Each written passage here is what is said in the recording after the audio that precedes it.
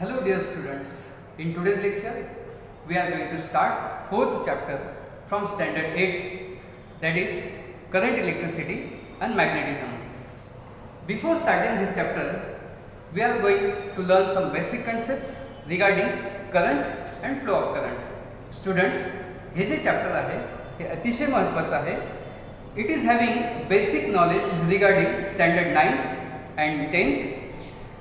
Our first concept is charge. In surrounding us there are two type of charge. One type of charge is static charge, which is steady, and another type of charge is moving charge. Static charge is a steady or it is not moving. Moving charge is generated due to the flow of some charge particles. Those charge particles are called electrons. म्हणजेच static charge जो असतो तो steady असतो आणि moving charge जो असतो तो flow of इलेक्ट्रॉन्समुळे generate होत असतो. म्हणजेच ज्यावेळेस आपण असं म्हणतो की करंट प्रोड्यूस होतं, it is due to moving charge, that is due to flow of electrons from one end to other end of any type of conductors. Here is conductor means a substance which is having 3 electrons. Okay, ज्याच्यातून current flow होतो तो substance म्हणजे conductor. हे जे static charge असतात हे तुम्ही कधी कधी फील केलेले असतात. जसं की आपण हेअरवरती कॉमने जर कधी रब केलं आणि त्या कॉमला जर कधी पीसेस ऑफ पेपर जवळ नेलं की त्या पीसेसला कॉम हा अट्रॅक्ट करून घेत असतो. कधी कधी in winter season specially we feel static charge due to the woollen clothes, isn't it? So that type of charge is not produced due to the flow. हा टेम्पररी चार्ज असतो. हा दोन थिंग्स कॉन्टॅक्टमध्ये आल्यामुळे प्रोड्यूस होत असतो. Wear as moving charge जो असतो तो एक्झॅक्टली इलेक्ट्रॉनच्या मुवमेंटमुळे फ्लो होत असतो. मग आपण पहिला जो चार्ज बघितला तो म्हणजे स्टॅटिक चार्ज आणि दुसरा जो चार्ज आहे moving charge. Moving charge produce होतो म्हणजे एक्झॅक्टली काय होतं बघा, जेव्हा आपण एखाद्या कंडक्टरमध्ये म्हणजेच substance which carry electric current त्याच्यातून इलेक्ट्रॉन जे असतात ते एका एंडपासून दुसऱ्या एंडकडे मूव्ह करतात. त्या पर्टिक्युलर कंडक्टरमध्ये 2 टाइप्सचे चार्जेस असतात. एक असतो पॉझिटिव्ह चार्ज आणि दुसरा असतो निगेटिव्ह चार्ज. हे जे पॉझिटिव्ह निगेटिव्ह चार्ज पार्टिकल्स असतात यांच्या फ्लोमुळे करंट प्रोड्यूस होत असतं. Current always positive to negative end travel करत असतं, वेअरएज इलेक्ट्रॉन हे negative to positive end travel करत असतात. ती मेकॅनिझम कशा पद्धतीने होते ते आपण पुढे शिकतच जाणार आहोत. म्हणजेच सो चार्ज म्हणजे काय हे लक्षात आलं असेल तुमच्या. तर चार्ज म्हणजे काय? Charge it is nothing but flow of electrons और it is produce due to the flow of electrons. Charge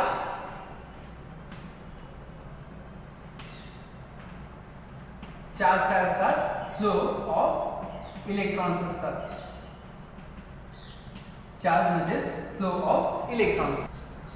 These electrons are present in the outermost shell of that particular substance, which are called as free electrons. Atomचं structure आपण शिकलोय.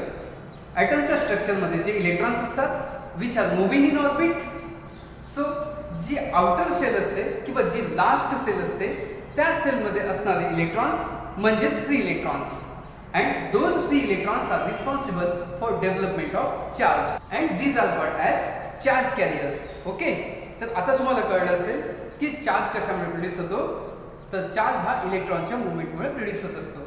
कोणत्याही सबस्टन्समध्ये किंवा कोणत्याही कंडक्टरमध्ये इलेक्ट्रॉनच्या मुवमेंटमुळे charge produce होत असतो. स्टुडंट्स, आपली नेक्स्ट कन्सेप्ट आहे current. So what is current? बघा, मगाशीच मी तुम्हाला सांगितलं की फ्लो ऑफ इलेक्ट्रॉन्स किंवा फ्लो ऑफ पॉझिटिव्हली और negatively charge particles are responsible for production of current in particular conductor. बघा, तुम्ही ऑब्झर्व केलं असेल की जेव्हा आकाशात वीज चमकते किंवा वीज जमिनीकडे येते म्हणजेच ड्युरिंग लाइटनिंग प्रोसेस किंवा इलेक्ट्रिसिटी जी आहे, लाइटनिंग जी आहे ती क्लाउडमधून अर्थकडे मूव्ह करत असते. म्हणजेच हाय पोटेन्शियल पॉईंटकडून ती लो पोटेन्शियल पॉईंटकडे फ्लो करत असते. म्हणजेच पॉझिटिव्ह टर्मिनलकडून निगेटिव्ह टर्मिनलकडे फ्लो करते हाय पोटेन्शियल पॉइंट कडून लो पोटेन्शियल पॉइंट कडे फ्लो करत असते. सिमिलरली वॉटर फ्लो मध्ये सुद्धा काय होतं की point having high potential to point having low potential कडे वॉटर फ्लो होत असतं. त्याच्यानंतर टेम्परेचरच्या बाबतीत घेऊ आपण, म्हणजे हीटच्या बाबतीत घेऊ की हीटचं कंडक्शन जे असतं ते हायर पॉइंट कडून लोअर पॉइंट कडे होत असतं. इव्हन स्टुडंट्स जेव्हा एखाद्या सेन्स ऑर्गन्स थ्रू एखादी वस्तू सेन्स करतो, एखादी प्रोसेस सेन्स करतो using our sense organs, at that time also very small or very microscopic current flow through our body in the त्यामुळे due to that current we can sense some things which are around us. So तिथे देखील हा charge flow responsible असतो. So these are certain examples of where you can feel the flow of charge. So what is current and what is charge? It is the flow of positively or negatively charged. So what is current? That it is the flow of positively or negatively charged particles. बघा मग तर तुम्हाला असा प्रश्न पडत असेल की कोणत्याही कंडक्टर मधून अशा पद्धतीचा चार्ज फ्लो होतो का? तर हो, येस, कोणत्याही कंडक्टर मधून अशा पद्धतीचा चार्ज फ्लो होतो. बट त्याच्यासाठी एक स्पेसिफिक रिक्वायरमेंट आवश्यक असते आणि ती रिक्वायरमेंट म्हणजे पोटेन्शियल डिफरन्स. तर कोणत्याही कंडक्टरच्या 2 पॉइंट मधून चार्ज फ्लो होईल. सपोज दॅट ही एक वायर आहे आणि या वायर मधून एका टोकाकडून दुसऱ्या टोकाकडे करंट फ्लो होण्यासाठी आता या वायर मधून कोणताही चार्ज फ्लो होत नाही, करंट फ्लो होत नाही. काय कारण असेल बरं? तर लॅक ऑफ पोटेन्शियल डिफरन्स. तर चार्ज फ्लो होण्यासाठी 2 टोकांमध्ये पोटेन्शियल डिफरन्स असायला पाहिजे. आताच मगाशी आपण काही सर्टन एक्झाम्पल्स बघितले. लाइटनिंगचं एक्झाम्पल बघितलं. लाइटनिंगमध्ये सुद्धा लाइटनिंग ही पॉझिटिव्ह टर्मिनलकडून निगेटिव्ह टर्मिनलकडे फ्लो होते, म्हणजे आकाशाकडून जमिनीकडे फ्लो होत असते. तर त्यावेळेस सुद्धा हाय पोटेन्शियलकडून ती लो पोटेन्शियलकडे फ्लो होत असताना आपल्याला दिसते. तसंच वॉटरफॉलच्या बाबतीत आपण एक एक्झाम्पल घेतलं की वॉटरफॉल सुद्धा हाय पोटेन्शियल लेवलकडून लो पोटेन्शियल लेवलकडे फ्लो होत असतो. म्हणजेच इलेक्ट्रिक करंट फ्लो होताना देखील पॉझिटिव्ह टू निगेटिव्ह टर्मिनलकडे फ्लो होतोच. तर करंट फ्लो किंवा करंट प्रोड्यूस होण्यासाठी किंवा करंट फ्लो होण्यासाठी एक रिक्वायरमेंट आवश्यक असते. There should be a difference in electric level and difference in electric potential in between 2 ends of the conductor. Conductor म्हणजेच मगाशी सांगितल्याप्रमाणे कोणताही सबस्टन्स ज्याच्यामधून इलेक्ट्रिक करंट फ्लो होतो. सो कंडक्टरच्या 2 एंडमध्ये काय असलं पाहिजे? तर पोटेन्शियल डिफरन्स असला पाहिजे. आता आपण पोटेन्शियल डिफरन्स म्हणजे काय ते बघूयात. म्हणजे तुमच्या लक्षात आलंच असेल की करंट प्रोड्यूस होण्यासाठी कंपल्सरी 2 एंड्समध्ये आपण इलेक्ट्रिक सोर्स जो आहे तो प्रोड्यूस केला किंवा जर तो अप्लाय केला तरच त्याच्यातून करंट फ्लो होणार आहे. ओके, आता आपण आपली नेक्स्ट कन्सेप्ट बघूयात. ती म्हणजे इलेक्ट्रोस्टॅटिक पोटेन्शियल. इलेक्ट्रोस्टॅटिक पोटेन्शियल म्हणजे काय? Electrostatic potential it is nothing but the level that deciding the direction of flow of charges. Electrostatic potential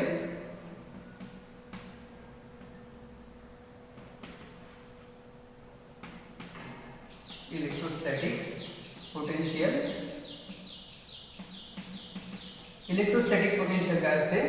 it is the level that deciding the direction of flow of charges. म्हणजेच ही एक level असते, level deciding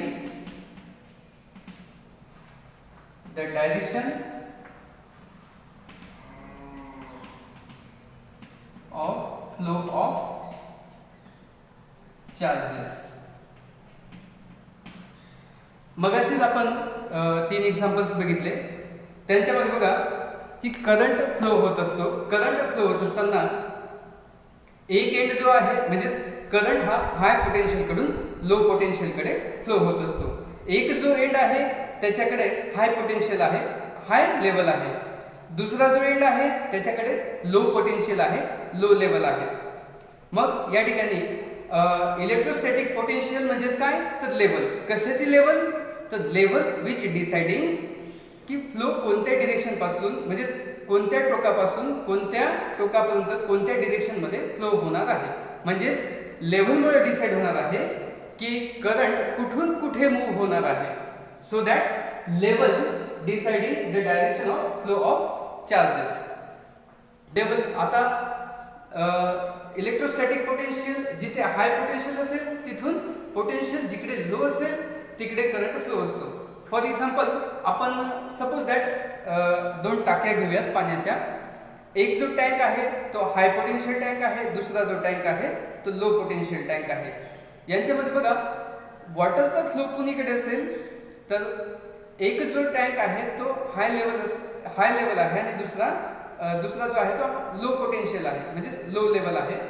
तर यांच्यामध्येच हाय potential कडून low potential कडे water flow होणार आहे. पण कधीपर्यंत जोपर्यंत यांची एक इक्वल लेवल येणार नाही तोपर्यंत. जर कधी लेवल इक्वल झाली तर वॉटर त्या ठिकाणाहून फ्लो होणार नाही. म्हणजेच वॉटरच्या बाबतीत किंवा इलेक्ट्रिसिटीच्या बाबतीत एक लक्षात येईल की वॉटर फ्लो असेल किंवा करंट हा फ्लो होईल पण हाय पोटेन्शियल कडून लो पोटेन्शियल कडे त्यांची लेवल जर कधी इक्वल झाली तर फ्लो होणार नाही. सपोज आपण दोन वॉटर टँक घेतले, एक हाय पोटेन्शियल टँक घेतला आणि एक लो पोटेन्शियल टँक घेतला. वॉटर टँक एक हाय पोटेन्शियल वॉटर टँक आहे, दुसरा लो पोटेन्शियल वॉटर टँक आहे. Water obviously flow from tank which is at higher level towards the tank which is at lower level. बघा दोन tank असतील की एक टँक आहे की जो हाय पोटेन्शियल हाय लेवल टँक आहे, दुसरा low potential low level tank आहे. यांच्यामध्ये आपण म्हणतो की हाय लेवल कडून जो काही वॉटर फ्लो असेल तो हाय लेवल कडून लो लेवल कडे फ्लो होणार आहे. ऑब्वियसली होईल पण तो कधीपर्यंत होईल की जर कधी हाय पोटेन्शियल टँक कडून लो पोटेन्शियल टँक कडे करंट फ्लो होईल किंवा वॉटर फ्लो होईल. पण तो कधीपर्यंत फ्लो होईल जोपर्यंत त्यांची लेव्हल इक्वल होत नाही तोपर्यंत. की यांच्यामध्ये हाय पोटेन्शियल टँकची हाय लेवल आहे, लो पोटेन्शियल टँकची लो लेवल आहे. यांची लेवल जर कधी इक्वल झाली तर यांच्यामधून वॉटर फ्लो होणार नाही ॲज वेल ॲज करंटही फ्लो होत नसतो. म्हणजेच आपण जर कधी कंडक्टरमध्ये एका एंडला हाय पोटेन्शियल एंड म्हटलं म्हणजेच हाय लेवल एंड म्हटलं आणि दुसरा जो काही एंड आहे तो लो पोटेन्शियल एंड आहे, लो लेवल एंड आहे आणि मग यांच्यामध्ये एक डिफरन्स आहे, लेवलचा डिफरन्स आहे. लेवलच्या डिफरन्समुळेच हाय पोटेन्शियल लेवलकडून लो पोटेन्शियल लेवलकडे करंट फ्लो होत असतो. पण कधीपर्यंत फ्लो होईल जोपर्यंत त्यांची लेवल इक्वल होत नाही तोपर्यंत. आता बघा हाय पोटेन्शियल टँक आहे पाण्याचा तर आणि हा दुसरा लो पोटेन्शियल टँक आहे. हाय पोटेन्शियल आणि लो पोटेन्शियल असून पण त्यांची लेवल जर कधी इक्वल झाली तर त्या ठिकाणी वॉटर फ्लो होत नाही. तसंच करंटमध्ये सुद्धा जर कधी पोटेन्शियल असेल आणि पोटेन्शियल जर कधी इक्वल लेवलला असेल तर करंट फ्लो होत नाही. म्हणजेच करंट फ्लो होण्यासाठी कंडक्टरच्या दोन टोकांमध्ये वन एंड टू अनदर एंडमध्ये पोटेन्शियल डिफरन्स असला पाहिजे. ते जर कधी इक्वल लेवलला असतील तर त्या केसमध्ये करंट फ्लो होणार नाही. म्हणजेच आपल्याला सांगता येतं की इलेक्ट्रोस्टॅटिक पोटेन्शियल म्हणजे level deciding the direction of flow of charges.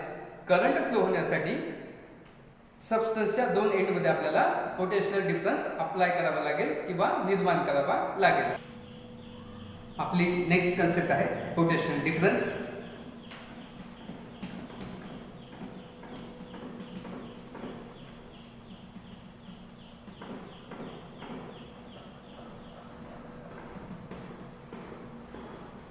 बघा आताच आपण इलेक्ट्रोस्टॅटिक पोटेन्शियल ही कन्सेप्ट समजून घेतली.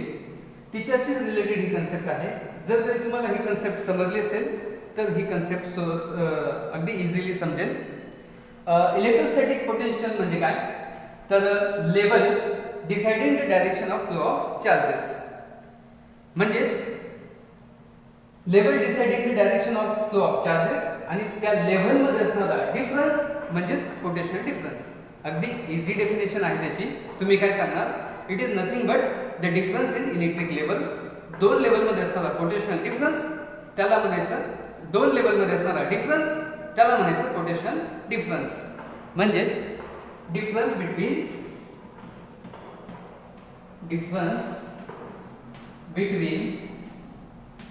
To electric level.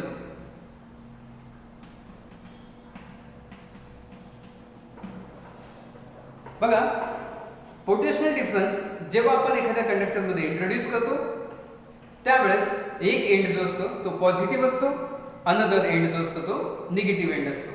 आणि करंट हा always positive to negative end move करत असतो.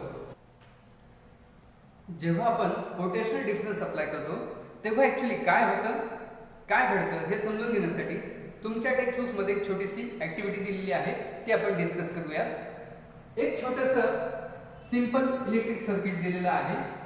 अ bulb is connected in the circuit. Two wires are there. एक वायर या पद्धतीने कनेक्ट असेल, एक वायर या पद्धतीने कनेक्ट असेल, दुसरी वायर या पद्धतीने कनेक्ट असेल आणि हे कनेक्ट आहे दोन वायर्स एकमेकांशी. या ठिकाणी आपण प्लग दाखवू शकतो. अशा पद्धतीने सर्किट बनवल्यानंतर and the question is asked that will current flow through this circuit? So answer is obviously no. का? तर ते कारण जाणून घेण्यासाठी आपण अनदर डायग्राम घेऊ. कसं ते बघूयात आपण. दुसरे इलेक्ट्रिक सर्किट, त्याच्यामध्ये पण दोन वायर्स कनेक्ट करूया. या वायरला बल्ब या ठिकाणी कनेक्ट करूया.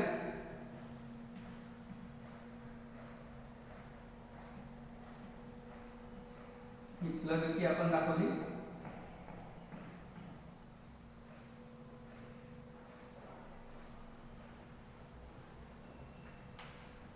आणि दुसरा महत्त्वाचा एक कॉम्पोनंट घेतला, तो कॉम्पोनंट म्हणजेच पोटेन्शियल डिफरन्स अप्लाय केला बाय कनेक्टिंग आयदर सेल और अ बॅटरी सेल.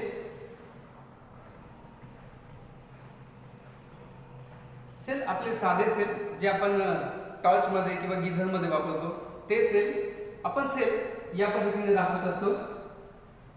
आता हा सेल दाखवत असताना ही जी मोठी एंड आहे ही पॉझिटिव्ह टर्मिनल असते, ही जी छोटी एंड असते ती निगेटिव्ह टर्मिनल असते.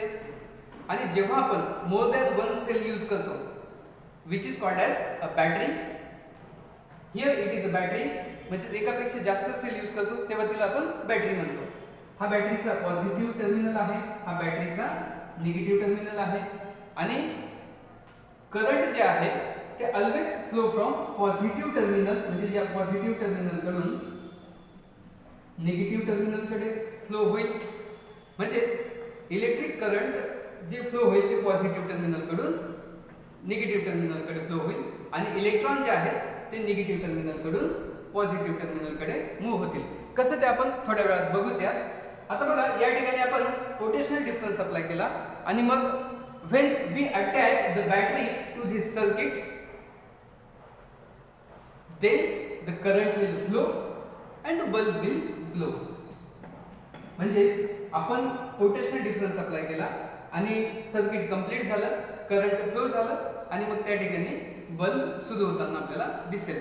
म्हणजेच थोडक्यात नुसत्याच तुम्ही म्हणजे सर्किटमध्ये तुम्ही नुसतेच दोन वायर तुम्ही जोडल्या आणि बल्ब जोडला आणि त्याच्यातून करंट फ्लो होणार नाही. तर सर्किटमध्ये आपल्याला पोटेन्शियल डिफरन्स जोपर्यंत अटॅच करत नाही किंवा अप्लाय करत नाही दोन एंड्समध्ये तोपर्यंत तुम्हाला करंट फ्लो होताना दिसणार नाही. म्हणजे या ठिकाणी आपल्याला काय सांगता येतं की करंट फ्लो होण्यासाठी आपण पोटेन्शियल डिफरन्स अप्लाय केला पाहिजे. आणि पोटेन्शियल डिफरन्स जो असतो तो आपण शॉर्ट फॉर्म मध्ये याला पीडी म्हणत असतो. पीडी. आणि त्याच्यासाठी एक युनिट असतं, ते युनिट आहे आपलं व्होल्ट. व्होल्ट मध्ये आपण त्याला मेजर करत असतो. व्होल्ट.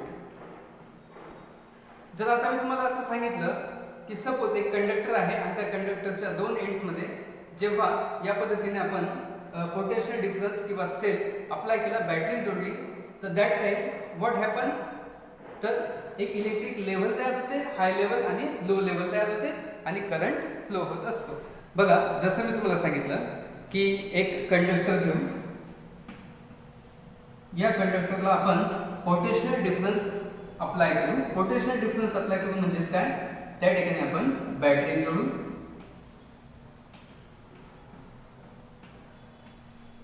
आणि बॅटरी जोडल्यावर व्हॉट विल बी हॅपन, या ठिकाणी या कंडक्टर मधून जसे पोटेन्शियल डिफरन्स अप्लाय केला म्हणजेच करंट फ्लो होईल आणि करंट फ्लो होईल म्हणजेच इलेक्ट्रॉन्स जे आहेत हे इलेक्ट्रॉन्स मूव्ह होतील. हे इलेक्ट्रॉन्स कुठे मूव्ह होतील, तर थोडक्यात एक लक्षात घ्या, इलेक्ट्रॉन्स हे negative end to positive end move होतील. कसं, हे बॅटरीचं पॉझिटिव्ह टर्मिनल आहे आणि हा बॅटरीचा निगेटिव्ह टर्मिनल आहे. Current obviously always flow from positive end किंवा positive terminal to negative terminal, whereas electron move from negative terminal to positive terminal. आता हे जे इलेक्ट्रॉन्स मूव्ह होतात म्हणजे कोणते इलेक्ट्रॉन्स मूव्ह होतात, जे कंडक्टरच्या म्हणजेच एखाद्या सबस्टन्सच्या ॲटॉमिक ऑर्बिट मधले लास्ट सेल मधले जे इलेक्ट्रॉन्स असतात ते मूव्ह होतात. चार्ज पार्टिकल्स मूव्ह होतात म्हणजेच इलेक्ट्रॉन मूव्ह होतात आणि इलेक्ट्रॉन जे असतात ते negative terminal to positive terminal move होत असतात. लक्षात ठेवा, एक मार्कासाठी हे विचारलं जात असतं. म्हणजेच current flow from positive terminal to negative terminal and whereas electrons are move from negative terminal to positive terminal. In short मध्ये कसं लक्षात ठेवणार, तर electrons are negative to positive आणि current flow from positive to negative. आता बघा, next concept आहे आपली ती म्हणजे current. Last concept is current.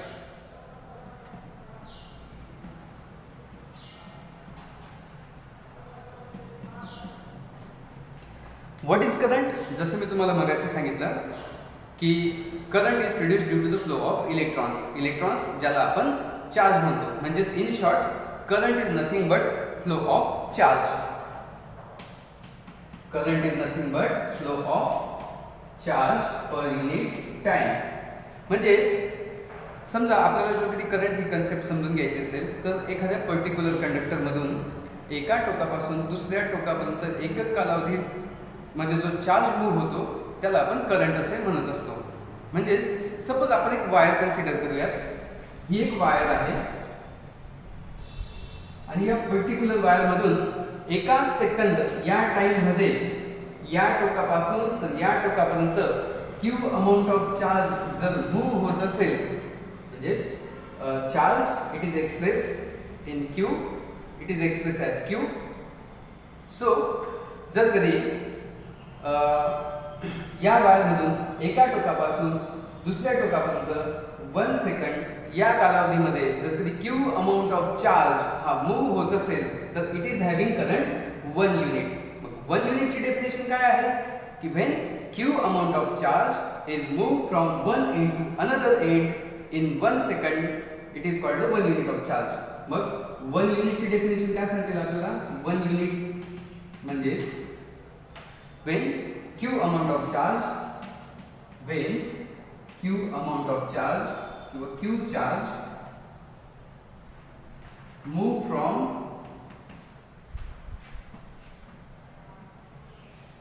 one end to another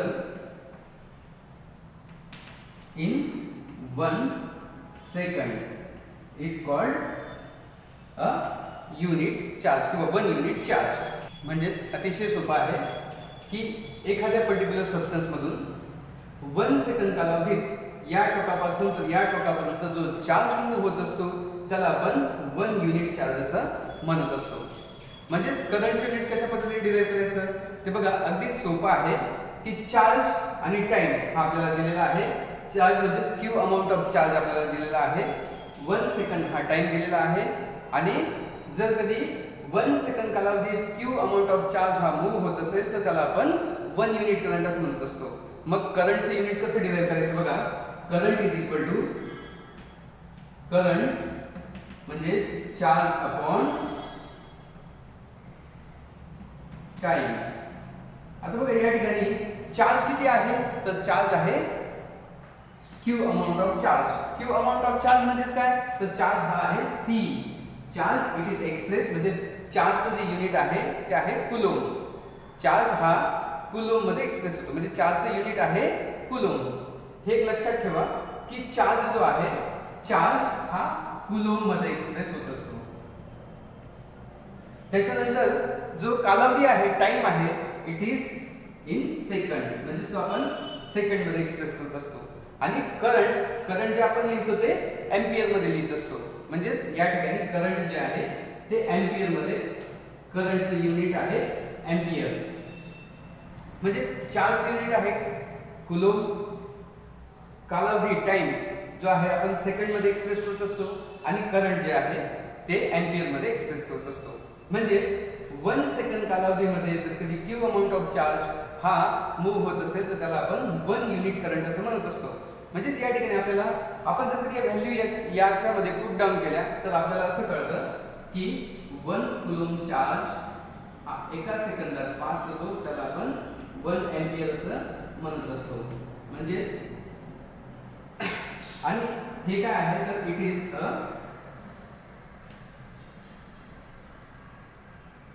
so it is the formula as well as unit of current electricity.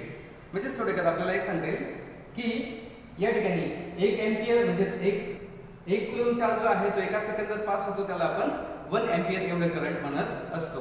म्हणजेच अतिशय सोपी संकल्पना आहे. करंट म्हणजे काय तर करंट म्हणजेच एकक कालावधीमध्ये जेवढा चार्ज हा मूव्ह होतो त्याला आपण 1 एम्पियर करंट असं म्हणत असतो. आणि एक लक्षात घ्या की करंट ही स्कॅलर क्वांटिटी आहे आणि करंट एक्सप्रेस करण्यासाठी आपण एम्पियर हे युनिट वापरत असतो.